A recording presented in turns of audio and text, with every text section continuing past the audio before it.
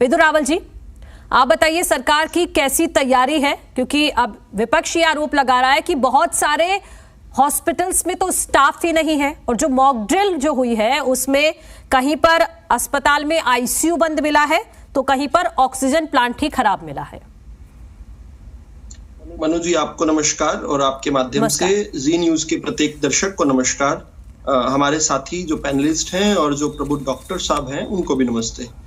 देखिए, भारतीय जनता पार्टी की हरियाणा की सरकार कोरोना के अंदर जिस प्रकार से हमने कोरोना की पहली वेव और दूसरी वेव में और तीसरी वेव में फैटेलिटीज बहुत ज्यादा नहीं थी लेकिन केसेस बहुत थे, लेकिन इन सभी वेव्स में भारतीय जनता पार्टी की हरियाणा की जो सरकार है इसने जिस प्रकार से अपने नागरिकों की जान और माल की सुरक्षा की है, ये अन्य सभी प्रांतों की सरकारों के लिए उदाहरण है किस प्रकार से अपनी नागरिक सुरक्षा होनी चाहिए। हमारे एक बहुत रोबस्ट हेल्थ सिस्टम हमने डेवलप किया है, पहले नहीं था, लेकिन इसी दौरान बहुत तेज स्पीड से बहुत एफिशिएंटली हमने बहुत ही रोबस्ट एक हेल्थ केयर सिस्टम अपना डेवलप किया है। और ये कहते हुए मैं ये बात भी फिर से रिमाइंड करवाना चाहता हूँ, there is absolutely no need to panic. कोई पैनिक की कोई आवश्यकता नहीं है, डिसिप्लिन जरूर होने की आवश्यकता है, डिसिप्लिन होने की आवश्यकता है। सैनिटाइजेशन का हमें ध्यान रखना है, हमें सोशल डिस्टेंसिंग, हैंड वॉश, जो मास्क लगाने की है बात, उन कोविड अप्रोप्रिएट बिहेवियर जिसको कहा जाता है उसका जरूर जो है हमें पालन करना है, क्योंकि ये मानना पड़ेगा कि कोविड जिस प्रकार से अपने आप को म्यूटेट करके नए नए वेरिएंट्स के साथ आ रहा है वो अब हमारे जीवन का एक हिस्सा बनने वाला है। लंबे समय तक ये कोविड रहने वाला है, अलग अलग फॉर्मेट्स में आने वाला है और उसी को देखते हुए हमें सरकार के रूप में भी बहुत अच्छी तैयारियां हमने पहले से ही की हैं। हम जानते हैं कि किस प्रकार से पूरे देश के अंदर 10 और 11 अप्रैल 2 दिन मॉक ड्रिल के रखे गए। इसमें हमने हरियाणा की अगर बात करें तो हमारी जो फैसिलिटीज हैं इस समय, हमारे पास इस समय डेडिकेटेड कोविड हॉस्पिटल्स जो हैं वो 69 हैं। हमसे बड़े बड़े प्रदेशों में भी इतने हॉस्पिटल्स नहीं हैं। हमें क्योंकि आसपास के राज्यों का भी हमें लोड लेना पड़ा है। हमने देखा कि जब कोविड अपनी पीक पर था, जब कोरोना वायरस की सबसे ज्यादा मार पड़ रही थी, तो दिल्ली जो कि बहुत बड़ी बड़ी बातें करता है हेल्थ फैसिलिटीज को लेकर, वहां की सरकार, वहां का भी बहुत सारा लोड हमारे यहाँ पर गुरुग्राम पर, फरीदाबाद पर पड़ा। किस प्रकार से हमने देखा राजस्थान से भी बहुत सारे पेशेंट्स हमारे यहाँ पर आए, उत्तर प्रदेश से भी आए। तो कोविड डेडिकेटेड हॉस्पिटल्स हमारे 69 हैं, हेल्थ सेंटर्स हमारे 593 हैं, कोविड डेडिकेटेड हेल्थ सेंटर्स जो हैं और कोविड केयर सेंटर्स जो हैं वो 453 हैं। टोटल बेड्स हमारे 57,222 हमने रखे हुए हैं इसके लिए, और आइसोलेशन बेड्स जिसको कहेंगे जो कि कंफर्म पेशेंट्स के लिए हैं वो 31,278 हैं।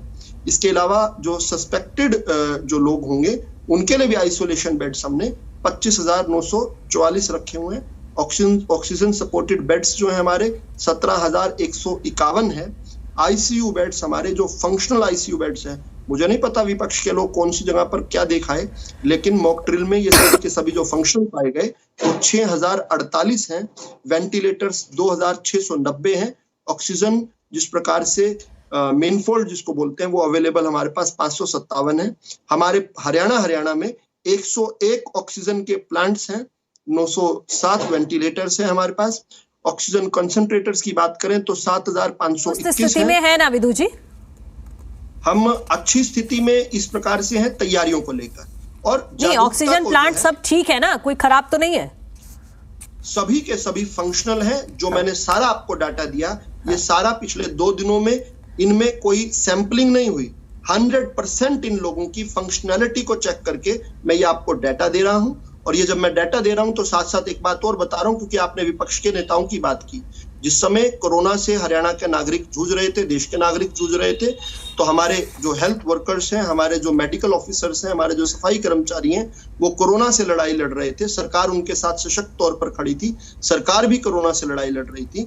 एक विपक्ष के दुष्प्रचार ठीक है, कंक्लूड कीजिएगा, फिर मैं मनीष जी के पास। विपक्ष का किस प्रकार से एक नकारात्मक रोल रहा है, हर स्थिति पर उन्होंने बार बार बड़े अटपटे और बेवकूफाना सवाल खड़े किए, जिससे दुष्प्रचार बढ़ा। और कोविड के अंदर किस प्रकार से पहले तो लोगों को उन्होंने अपने घरों से बाहर निकाला, जबकि घरों से बाहर नहीं निकालना था। झूठ बोलकर ट्वीट खेलकर राहुल गांधी ने वैक्सीन हेजिटेंसी पैदा की, और आज भी जो है कभी विदेशी वैक्सीनों के वो परोपकार बन जाते हैं। डोबास में उनकी विदेशी वैक्सीन के किसी एमडी से मीटिंग होती है, उसके बाद वो आकर भारतीय वैक्सीनों को पानी बताने लगते हैं। हर चीज पर इन्होंने, राहुल गांधी, प्रियंका गांधी, कांग्रेस पार्टी ने जो शर्मनाक बिहेवियर किया है उसको भी अब जनता को याद है। किस प्रकार से जनता को विपक्ष के भी बहकाव में नहीं आना है, ये हमारी सबकी लड़ाई है। हम सबको मजबूत तरीके से उठ के लगना है। इसमें किसी भी राजनीतिक पार्टी को हमने राजनीति करने से रोकना है, लेकिन हमारी विपक्षी पार्टियां राजनीति करने से बाज नहीं आती। ये दुर्भाग्यपूर्ण पक्ष है।